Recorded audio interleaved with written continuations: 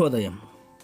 Global బెతేనియా Calvary ministry తరపున ఈ పునరుద్ధాన యొక్క దినమయందు మరొకసారి మీ అందరితో కూడా కలుసుకొని పరిశుద్ధమైనటువంటి మాటలు ధ్యానించటకును దేవుడు నాకు ఇచ్చిన మధురమైన అవకాశమును బట్టి నేను దేవునికి ప్రత్యేకమైన వందనాలు తెలియజేసుకుంటున్నాను.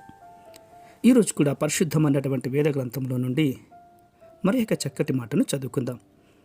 మత్తయి సువార్త 5వ అధ్యాయము 28వ వచనం నేను చదువుకుంటున్నాను, దయచేసి గమనించండి ప్రియులారా. మత్తయి సువార్త 5వ అధ్యాయము 28వ వచనము. నేను మీతో చెప్పున్నది ఏమనగా, ఒక స్త్రీని మోహపు చూపుతో చూచు ప్రతివాడు అప్పుడే తన హృదయమందు ఆమెతో వ్యభిచారము చేసిన వాడగును. దేవునికి స్తోత్రం.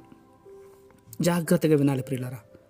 కొంతమంది అంటారు, నేనేమి వ్యభిచారం కానీ పాపము కానీ అలాంటి జోలికి నేను పోను అంటారు. నేను పరిశుద్ధంగానే జీవిస్తున్నాను అని చెబుతారు. కానీ దేవుని యొక్క పరిశుద్ధమైనటువంటి వాక్యం ఎంత స్పష్టంగా మాట్లాడుతుంది. ఒక స్త్రీని మోహపు చూపుతో చూసినట్లయితే నీవు అప్పుడే హృదయమందు వ్యభిచారం చేసిన వాడు అని చెప్తుంది.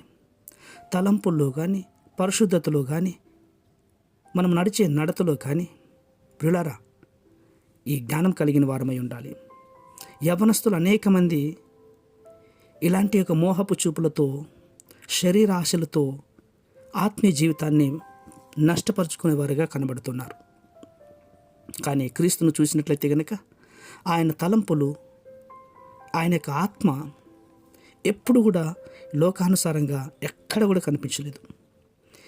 ఏ ఆత్మ ఎవరికి ఏ అవసరతలో ఉన్నదో, ఏ ఆత్మకు ఏ సహాయం కావాలో, ఎక్కడికి వెళ్ళి సేవ చేయాలో, ఎక్కడికి వెళ్ళి ఏ దయ్యము పట్టినటువంటి వ్యక్తిని విడిపించాలా అన్నటువంటిదే ఆయనకు ఆహారమై ఉంది.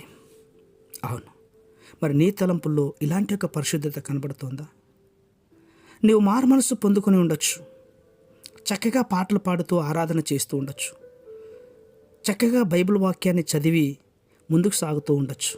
కానీ నీ తలంపులలో, నీ ఉద్దేశములలో, నీ నడతలో, నీ చూపులో పరిశుద్ధంగా జీవిస్తున్నావా?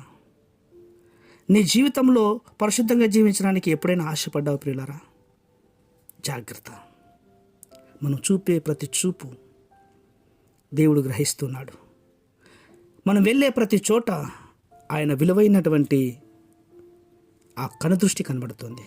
కాబట్టి ఈ పునరుద్ధాన యొక్క దినములో నువ్వు ఏ చూపుతో ఎక్కడికి వెళ్తున్నావో నాకు తెలియదు, కానీ ఈ సమయం అయితే దేవుణ్ణి ఆరాధించాల్సినటువంటి సమయం, దేవుని మందిరావరణంలో కుటుంబ సమేతంగా ఉండాల్సినటువంటి సమయం.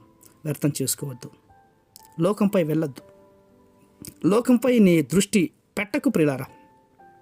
ఇప్పుడే ఈ క్షణమే సిద్ధపడి కుటుంబ సమేతంగా దేవుని మందిరానికి వెళ్ళండి. తప్పులను ఒప్పుకొని వదిలిపెట్టుకొని దేవుడు ఆశించిన రీతిగా జీవిద్దాం. అటు కృప దేవుడు కోరుకుంటున్నాడు.